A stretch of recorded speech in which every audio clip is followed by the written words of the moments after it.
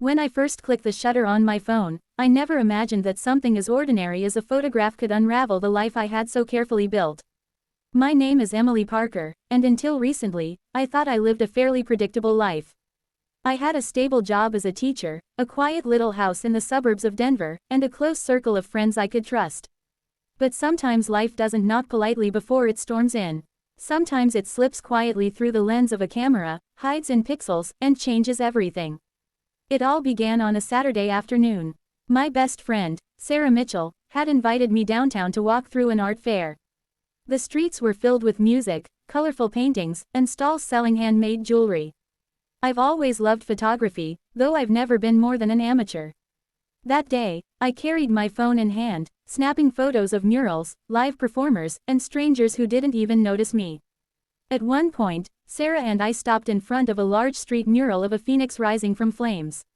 The bright reds and oranges glowed against the gray brick wall, and I couldn't resist capturing it.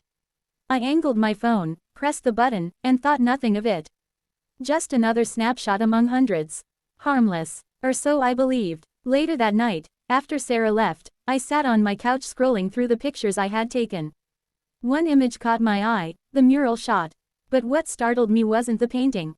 In the corner of the frame stood a man, tall and sharp-featured, watching directly into the camera lens. He hadn't been posing. His stare felt deliberate, piercing even through the screen. I didn't remember noticing him while I was there. My stomach tightened with unease. I shrugged it off, telling myself it was a coincidence. Maybe he had just glanced my way. Maybe I was imagining things. I edited the photo slightly and uploaded it to my social media page, writing a simple caption, "Art brings the city to life." I didn't think twice about it. But within hours, everything began to shift. By morning, I had dozens of messages from friends, some asking who the man was, others warning me to take the photo down. One message stood out, though. It came from an account I didn't recognize, the profile picture a black circle, the username just random letters and numbers. The message read, "You shouldn't have posted that. Take it down before it's too late." A chill ran through me. At first, I thought it was just some internet troll trying to scare me. But as the day went on, the messages multiplied. "He doesn't want to be seen. Delete the photo or you'll regret it. He's watching you now." I locked my phone and told myself to stop overthinking. But when I went outside later to check the mail, I noticed a car parked across the street. A dark sedan, tinted windows. It hadn't been there before. I stood frozen for a moment, clutching the envelopes in my hand, then forced myself to go back inside. That night, I couldn't sleep. Every creak of the house sounded louder than usual. I replayed the moment I took that photo over and over in my mind. Why did that man's gaze feel so different? Why did strangers care so much about a random picture? The next morning, I decided to take action. I went to Sarah's apartment to tell her everything. She listened carefully, her brow furrowed. "Emily," she said softly, "maybe it's nothing. But if it's bothering you this much, just delete the picture." I nodded, but when I opened my phone to remove the post, the photo was already gone. Not by me. Somehow it had vanished on its own, replaced by a message in my inbox, "Too late." I nearly dropped the phone. Sarah grabbed my arm. "Okay, this is getting weird. You should go to the police." So I did. At the station, I showed an officer the messages and explained what had happened. He seemed skeptical but polite. "We'll look into it," he said, taking notes. "But it might just be a prank. People do strange things online." I wanted to believe him. I really did. But deep down, something told me this was more than a prank. Over the next few days, my life grew more unsettling. I noticed the same black sedan following me to work. A man with a hood pulled low over his face lingered near the grocery store when I shopped. And then, the most terrifying moment came when I found an envelope slipped under my front door. Inside was a printed copy of the photo I had taken, the mural, the man staring, and beneath it, handwritten words, "You saw what you weren't supposed to see." I sat on the floor, shaking, unable to breathe. What had I stumbled into? Who was this man, and why was he so desperate to erase his image? I confided in Sarah again, and she suggested we dig deeper. "Maybe he's wanted for something," she said.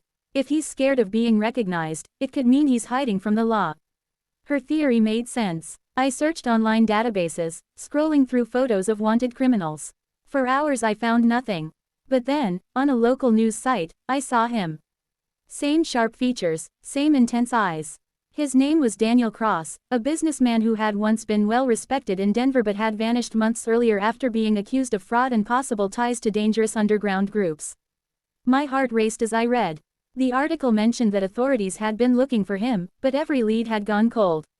And now, somehow, I had captured his image without realizing it. The messages, the car, the envelope, they all made sense now. He didn't want to be found. And I had become a problem for him. The fear grew unbearable. I contacted the police again, this time showing them the article alongside my photo and the threats I'd received. Suddenly, they took me seriously. They assured me they would send officers to watch my neighborhood. But deep down, I knew Daniel wasn't going to stop so easily.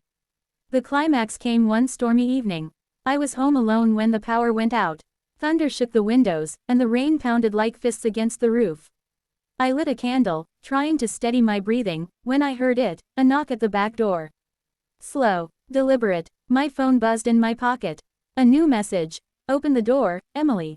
My blood ran cold. I didn't move, didn't breathe. Another knock followed, louder this time. I grabbed the phone and dialed 911, whispering to the operator what was happening. She told me to stay hidden, that officers were on their way. The minutes felt like hours. Footsteps scraped against the porch. A shadow crossed the window. Then silence. When the police finally arrived, the back door was ajar, the lock forced. But Daniel was gone. They searched the area but found nothing. It was as if he had vanished into the storm. For weeks after, I lived with constant fear. But slowly, things began to calm down. The black sedan stopped appearing. The messages ceased. The police told me they believed Daniel had fled the state, maybe even the country. My photo had exposed him, and now he was running again.